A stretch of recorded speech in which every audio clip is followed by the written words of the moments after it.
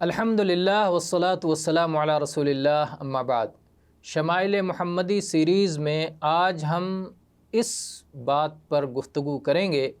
کہ اللہ کے رسول صلی اللہ علیہ وسلم نے ایک بار قرآن مجید کی ایک ہی آیت پوری رات پڑھی، یعنی پوری رات میں آپ نے جو قیام اللیل کیا، تہجد پڑھی، ایک ہی رات کو ایک ہی آیت کو بار بار دہراتے رہے۔ اس سلسلے میں عائشہ رضی اللہ عنہ کی حدیث ہے، فرماتی ہیں قام رسول اللہ صلی اللہ علیہ وعلی آلہ وسلم بآیت من القرآن لیلہ، کہ ایک رات آپ قرآن مجید کی ایک ہی آیت بار بار تلاوت فرماتے رہے۔ اس کی تفصیل سنن نسائی، ابن ماجہ، طحاوی، حاکم اور مسند احمد میں آئی ہے، جسے علامہ البانی رحمہ اللہ نے تفصیل سے صفت صلاۃ النبی میں ذکر کیا ہے۔ علامہ البانی فرماتے ہیں کہ اللہ کے نبی صلی اللہ علیہ وسلم نے رات میں قیام فرمایا، آپ تہجد پڑھ رہے تھے اور ایک ہی آیت کو بار بار دہراتے رہے یہاں تک کہ صبح ہو گئی، اور وہ آیت یہ تھی ان تعذبہم فإنہم عبادک وَإِن تَغْفِرْ لَهُمْ فَإِنَّكَ أَنْتَ الْعَزِيزُ الْحَكِيمُ، کہ اے اللہ اگر تو اپنے بندوں کو عذاب دے گا تو یہ تیرے ہی بندے ہیں، اور اے اللہ اگر تو ان کی مغفرت فرما دیتا ہے، انہیں معاف کر دیتا ہے، انہیں بخش دیتا ہے تو تو بڑا زبردست اور بڑی حکمت والا ہے۔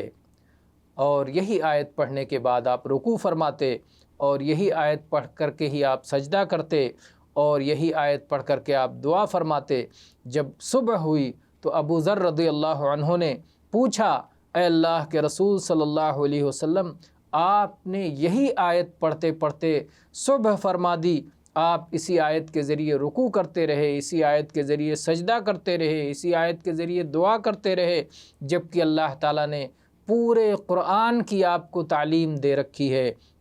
اگر ہم میں سے کوئی شخص ایسا کرتا تو ہمیں اس پر غصہ آتا کہ ایک ہی آیت پڑھ رہے ہیں، جبکہ پورا قرآن میں اتنی آیات ہیں، ہزاروں آیات ہیں۔ تو نبی کریم صلی اللہ علیہ وسلم نے فرمایا کہ میں نے اپنے رب عز و جل سے اپنی امت کے لیے سفارش کی ہے۔ اللہ اکبر، اپنی امت پر شفقت۔ آپ نے فرمایا میں نے اپنی امت کے لیے اللہ عز و جل سے سفارش کی ہے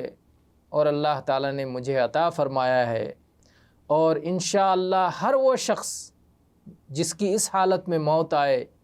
کہ وہ اللہ کے ساتھ کچھ بھی شرک نہیں کرتا ہے،